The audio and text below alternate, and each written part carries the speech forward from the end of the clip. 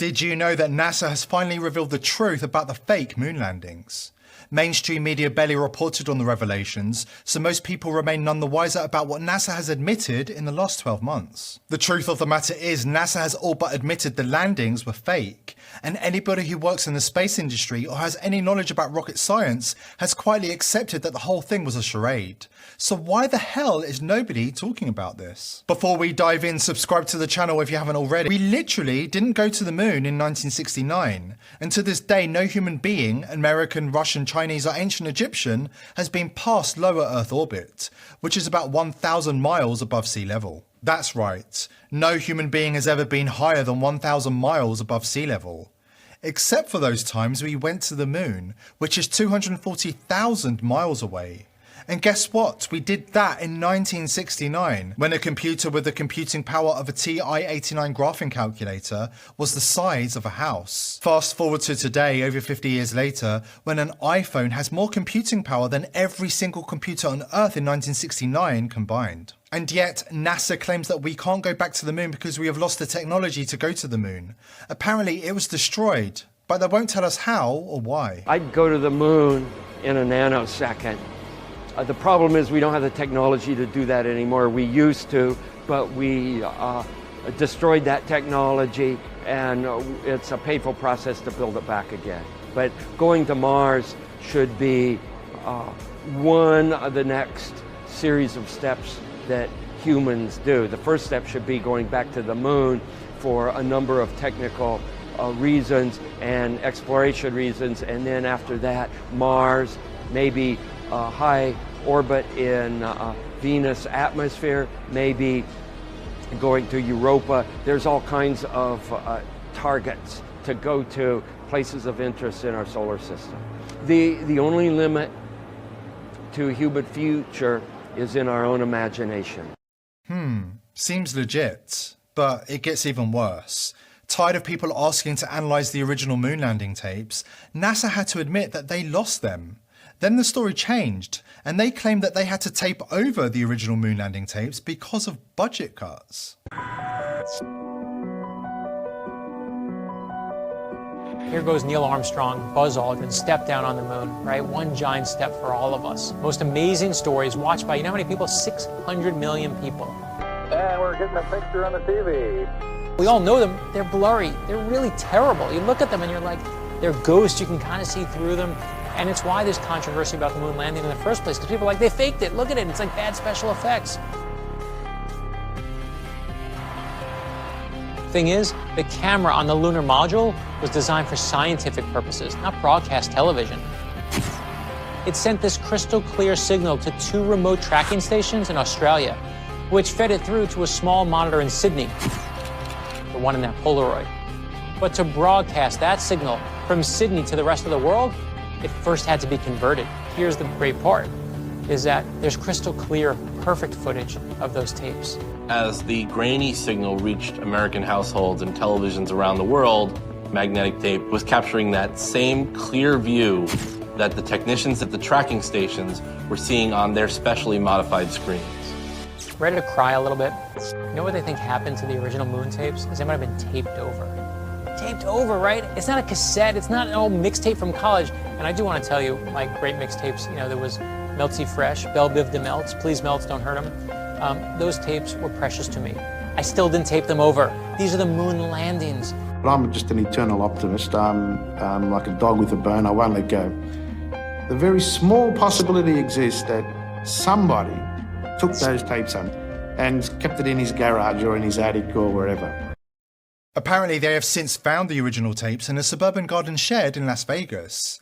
Conveniently for NASA, they weren't found in a Hollywood basement used by Stanley Kubrick. The drama in the banking sector has a lot of people concerned about how to protect their money. The globalist elite have made it clear that they want us to own nothing and be happy.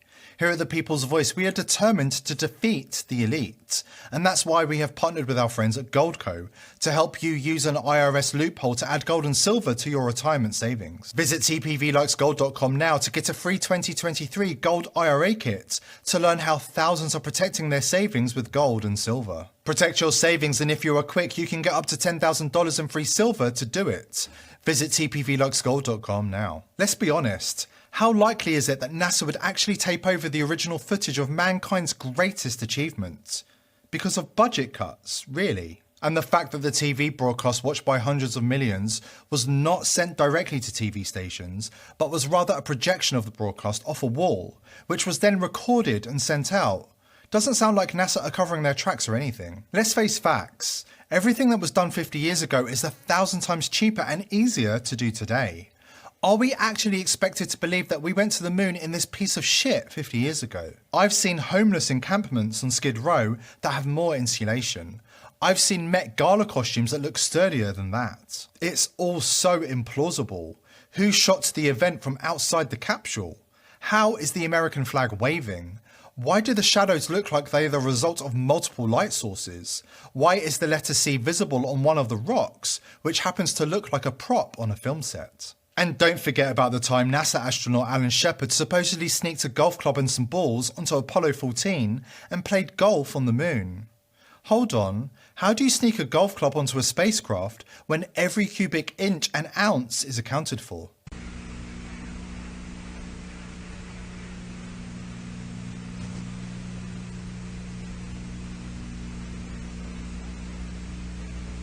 They got more dirt than ball this time.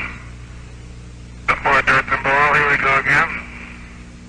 It looked like a slice to me, Al. There we go. 3 of the time, one more.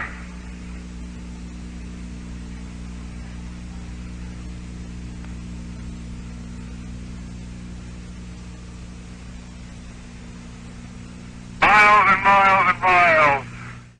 He sneaked it up his arse, obviously. Really, let's think about this rationally.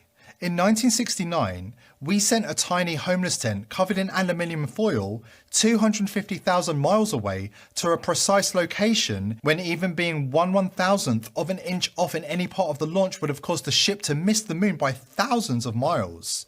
And yet we landed it, we played golf, and now we can't even get humans past 1,000 miles above sea level. Perhaps the final word should go to Buzz Aldrin. According to Buzz, we didn't go to the moon at all. But he didn't stop there. Listen to what he says to the hundreds of millions of people around the world who were affected by the moon landing. It's called mass formation psychosis. The elite have been using this technique to brainwash the masses since 1969. Why has nobody been to the moon in such a long time? That's not an 8-year-old's question. That's my question. I want to know, but I think I know. Because we didn't go there, and that's the way it happened. And if it didn't happen, it's nice to know why it didn't happen, so in the future, if we want to keep doing something, we need to know why something stopped in the past that we wanted to keep it going.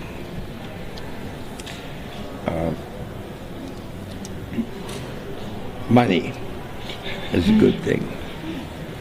If you want to buy new things, new rockets, instead of keep doing the same thing over, then it's going to cost more money. And other things need more money too.